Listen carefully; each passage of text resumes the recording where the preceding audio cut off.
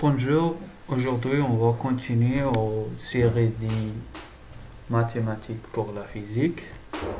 Le sujet d'aujourd'hui c'est la distribution de Dirac, ou bien la fonction de Dirac, quelquefois on l'a noté de fonction de Dirac. Alors c'est quoi cette distribution et concerne quoi?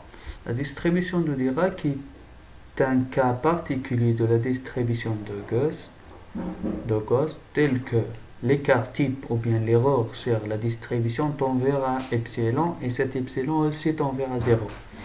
Alors, on a seulement un pic. Au place d'une distribution gaussienne, on aura seulement un pic centré en un point. Alors, on note delta, le symbole pour la fonction de Dirac ou bien la distribution de Dirac, tel que cette fonction égale à 0 en tout point, seulement au point 0. C'est-à-dire delta de 0 égale à l'infini. On a un pic arbitraire. Alors on a la propriété suivante, delta de ax tel que a soit un nombre complexe ou bien réel, égale à 1 sur le module ou bien la valeur absolue de a fois delta x. On a aussi les propriétés suivantes. Si on a delta de x moins y, alors si x différent de y, cette fonction égale à 0. Ou si on a delta x moins y égale à l'infini, si x égale à la même chose, c'est comme delta de 0. Alors cette fonction, elle a la propriété aussi de soit paire, et on a delta de moins x égale à delta x. Et lorsqu'on fait l'intégrale, c'est-à-dire on mesure delta x, on trouve que cette mesure égale à 1. Alors, et on a les propriétés suivantes aussi. Delta de x égale à l'infini, c'est-à-dire au point 0, elle a un pic qui tend vers l'infini. Et au autre point différent de 0, cette fonction est nulle. On a aussi la propriété si on a une translation de la fonction, c'est-à-dire que delta de x moins x0 là, la fonction se translate et la condition nouveau devient que x égale à x0 qui nous donne la pic là, et delta de x moins x0 égale à l'infini, vient la deuxième propriété, c'est égal à 0. On a aussi la propriété suivante, c'est lorsqu'on intègre en fonction avec le delta, cette fonction elle a un seul point, reste non nul. Tout point avec delta le tire, on le tire. C'est-à-dire que cette fonction peut être arbitraire et définie sur un domaine I. Lorsqu'on fait le produit f de x delta x, on sait que delta x est différent égal à 0 en tout point. Alors il nous reste seulement la valeur de la fonction au point E.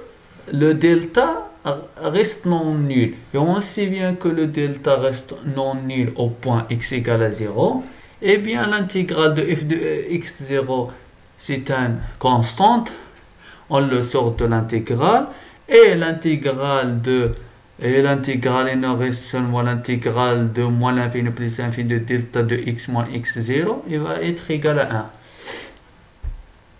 1. Alors, on aura en finale f de x0 là. Alors, si on remplace la fonction fx par la fonction d'onde dans la mécanique quantique, on peut lui arracher l'information sur une position bien déterminée. Il suffit de refaire ce qu'on a fait ici. Alors f de x, on va la remplacer par psi de x, la fonction d'onde, et on va tirer l'information sur la position de la particule. On peut utiliser aussi delta fonction pour définir le produit scalaire des vecteurs de base dans le cas d'un espace continu, ou bien aussi pour le produit scalaire des fonctions dans l'espace des fonctions, comme l'espace L2, l'espace de carré, les fonctions de carré sommaire. Alors, l'espace, si on sait cette relation pour l'espace discret, l'espace euclidien, alors espace discret, on sait que le produit scalaire entre deux vecteurs de base est égal à delta Sg, le symbole de canonical, c'est-à-dire égal à 1 ou à 0, c'est ça. Mais pour un espace continu, c'est-à-dire que on suppose que delta Ig sur delta x tend vers delta x lorsque delta x tend vers 0. Alors lorsque on a un espace continu entre deux points, il y a seulement une petite distance qui tend vers 0. Alors on suppose que l'espace est continu.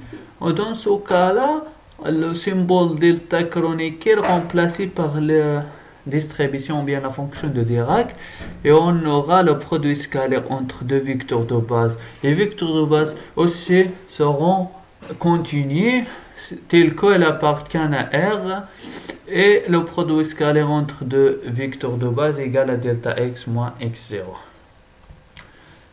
Aussi, on a la fonction de Yavezid.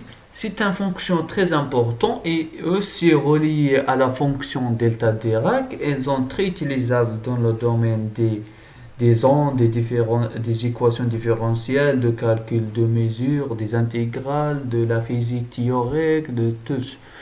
Alors, cette fonction est dite c'est échelon unitaire tel que défini par. Pourquoi on dit échelon unitaire? Parce qu'il a une seule valeur qui est égale à 1 pour t supérieur à 0 et 0 si t inférieur à 0 et arbitraire lorsque t égale à 0. On ne sait pas égal à quoi, mais on dit qu'il est arbitraire.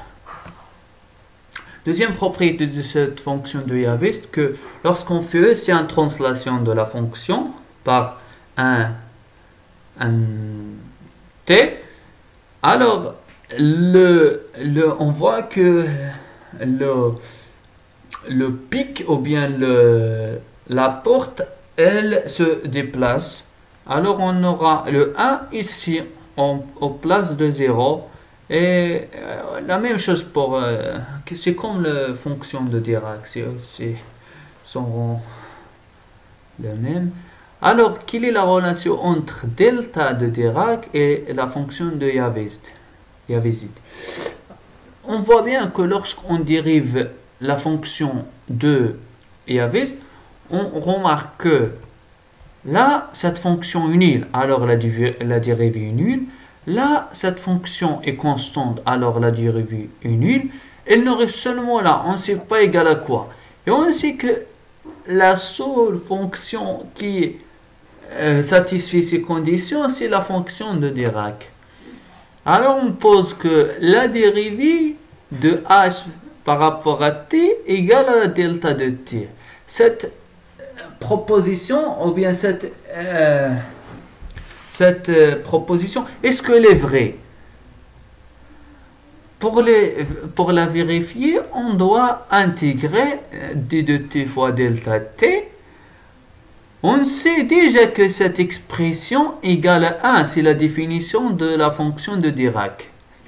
Et ça égale à d de h, l'intégrale de d de h c'est un différentiel total, alors on aurait seulement la valeur au moins l'infini plus l'infini. On sait que plus l'infini, cette fonction égale à 1, et à moins l'infini égale à 0, alors il nous reste 1. Et c'est bien ce qu'il faut aller montrer. On trouve que l'intégrale de delta t fois d de t égale à 1. C'est bien parce qu'on a dit là, premièrement, que l'intégrale de la fonction de Dirac sur le domaine moins l'infini plus l'infini égale à 1.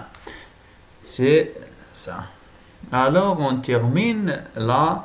Et à la vidéo prochaine qui serait sur les transformations de Fourier en mécanique quantique. La relation de la transformation de Fourier en mécanique quantique. Parce que là, j'ai fait seulement les maths qui sont reliées à la physique. Et merci beaucoup. À la prochaine vidéo, Inch'Allah.